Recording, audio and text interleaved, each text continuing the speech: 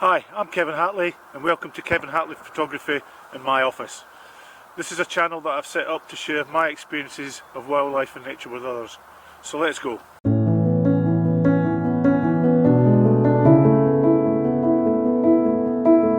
Following the formation of coastal defences on the east coast of England, the coastal marshes they created encouraged the return of a bird that had been extinct in the UK for over 100 years, the avocet. It's a truly iconic bird here in the United Kingdom, so much so that the avocet itself is the symbol of the Royal Society for the Protection of Birds, the largest bird conservation organisation in the UK. In this video what I want to do is share with you my experience of photographing the avocet. What we'll do is we'll look at how to identify avocets, where you can find avocets, we'll look at some avocet behaviour, and then finally my approach to how to photograph avocets. In my last video, which was how to photograph egrets, which I'll leave a link to at the end of this video, I spoke about the difficulties of photographing white birds. What I want to do in this video is emphasise the importance of exposure compensation. I'm not going to go into it in detail, there's plenty of videos out there on YouTube that do that, but the importance for when you're photographing a bird like the avocet, which is mainly white in colour, you need to think about exposure compensation. Okay, how do we identify an avocet? Well, avocet is a mainly white bird with black patches on it. Has a black patch on the crown which leads down its neck, its shoulders and the wingtips are also black.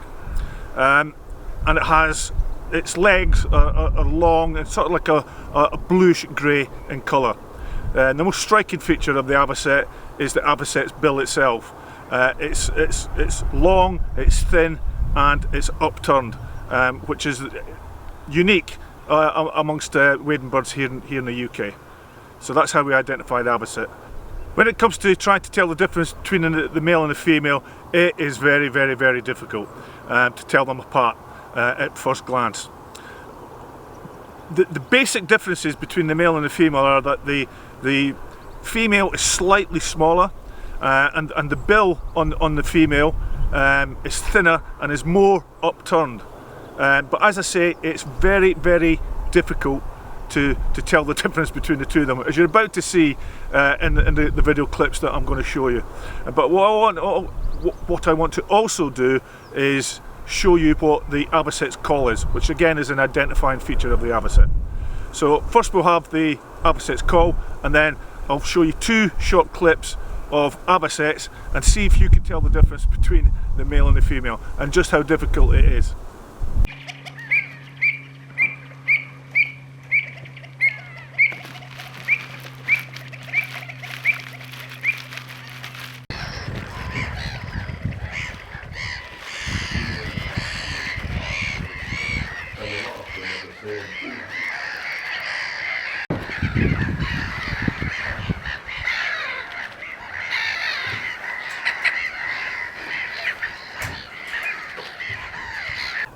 Okay, where are you going to find avocets? Avocets breed in shallow coastal lagoons around the east coast of England. They can also be found inland on places like here, which is Slains Lane in Nottinghamshire.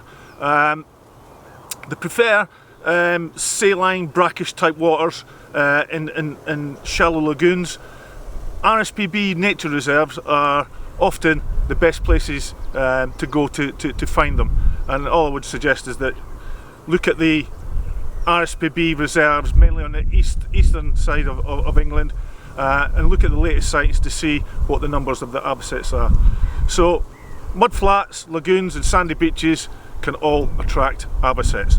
So shallow water, open lagoons, mudflats, that's where you're going to find avocets. Okay, what I want to do now is look at some avocet behaviour. What we'll do is we'll look at their diet, we'll look at their mating behaviour, and in general how avocets behave. So firstly, when we look at the diet of the avocet, an avocet's diet consists of mainly aquatic insects, crustaceans and worms.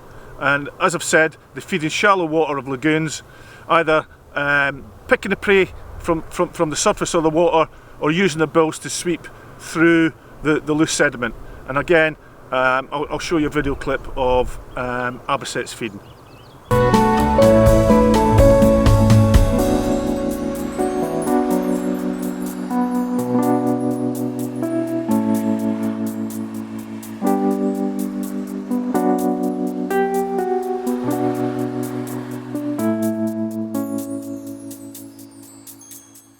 Okay, the next thing I want to talk about is the avocets mating rituals. It can be quite elegant actually when you watch them, and again I'll show you a video clip at the end of this little bit of talking. What normally happens is both birds will start preening themselves, and then the female actually presents herself low in the water to the male, and then what will happen is the male will start moving around from side to side of the female, sticking his bill under the water, going from side to side, and then eventually he will make a jump from the side onto the female, and that's when the mating begins. And as I said, I've got a clip to show you now, and what you'll see is that one thing just to note is that when the male avocet comes off, what he does, and what he actually does is he gets his wing and places it around the female, and then the two of them wander off to continue their day.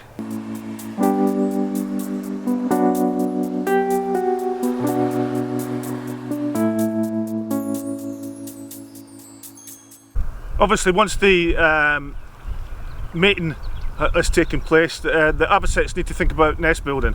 And what normally happens is, it's actually mid-April here at this moment here in the UK, and it's this time of the year between mid-April and June that the nest is built by both birds. And again, I've got a short video clip to show you of that. It's built normally on mud or sparse vegetation, and what they'll do is they'll either dig a scrape, or they'll use mounds of like stems, roots and leaves to form the base of the nest itself. They'll lay between 3 and 4 eggs, and both parents will raise the young together. What I want to look at now is my approach to how I photograph avocets.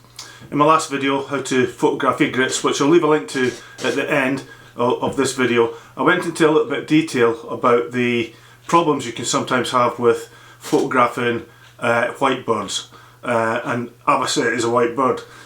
So what I'll do is I'll briefly summarise that here now, but what I want to spend a little bit of time, not a lot, but just a little bit of time, is to just emphasise the importance of exposure compensation. So the main things to remember are to set your camera.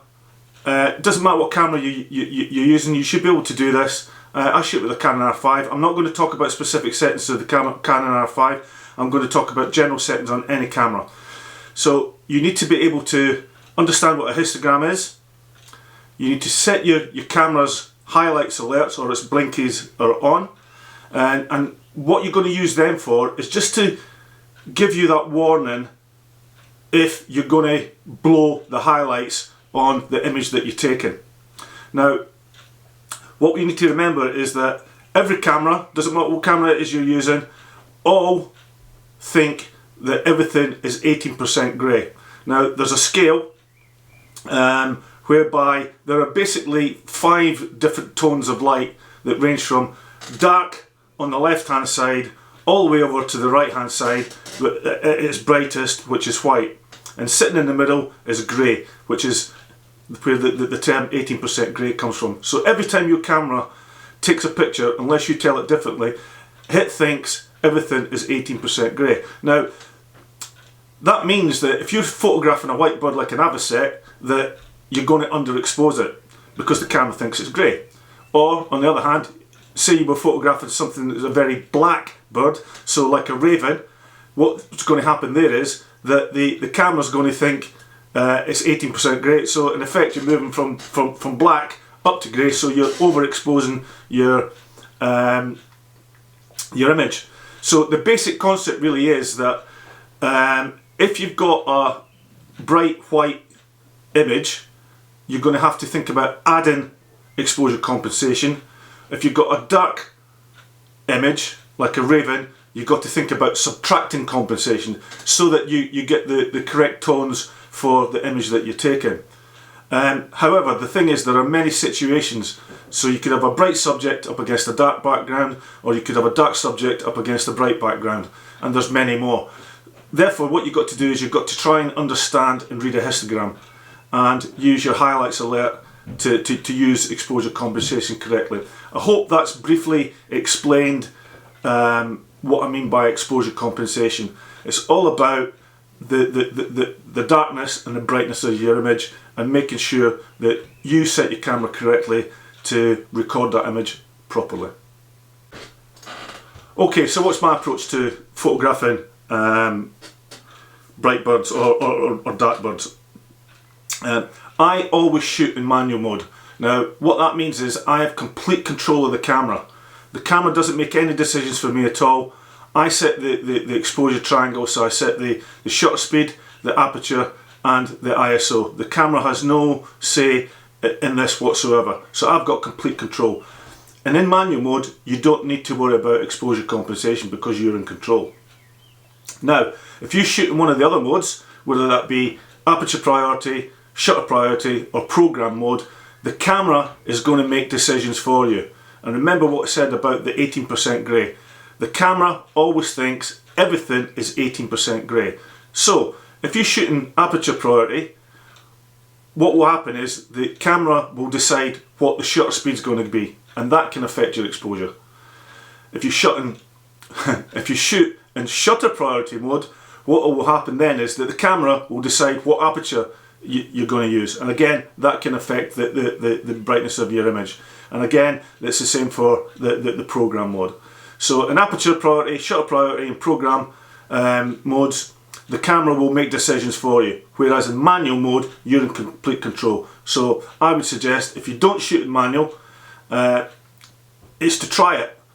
Once you've tried it and once you get used to it, it's a fantastic way to control the quality of the photographs that you're taking. Okay, two scenarios really for photographing avocets. Firstly, you've got a stationary bird, and secondly, birds in flight. So my settings for photographing avocets, and avocets are quite accommodating as much as they will stand around for quite a long time, so you can get good portrait shots of them. So my go-to settings would be aperture of f5.6 to f7.1 and shutter speed of between 1/250th of a second and 1/1000th of a second. And the reason for that is that if I'm hand holding, remembering the reciprocal rule, I would shoot at 1/1000th of a second. If I was on a tripod or on a beanbag, then I'd be quite happy to take my shutter speed down to about 1/250th of a second, and I always shoot in auto ISO. That's for stationary birds. For birds in flight, I'm looking at using an aperture of about f.8. That just gives me that little bit more depth of field. And then I'm looking at a minimum, and I say minimum, 1/2000th of a second for photographing avocets in flight. They are quite fast, and they do tumble about in the sky when they're moving. And again, I would set the camera to auto ISO. I always shoot in auto ISO. So that's the settings that I would use for photographing avocets. What I'd like to do now is just leave you with some of my favourite images of avocets that I've taken, and I hope you enjoy them.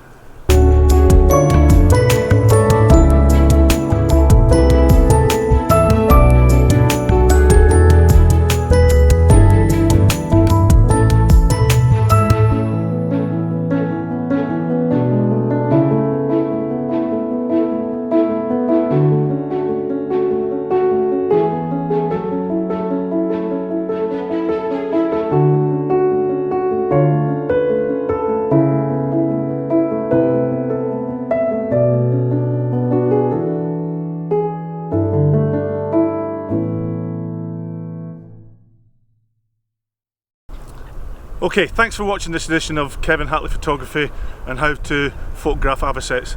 I hope you've enjoyed it just as much as I have actually making the video itself.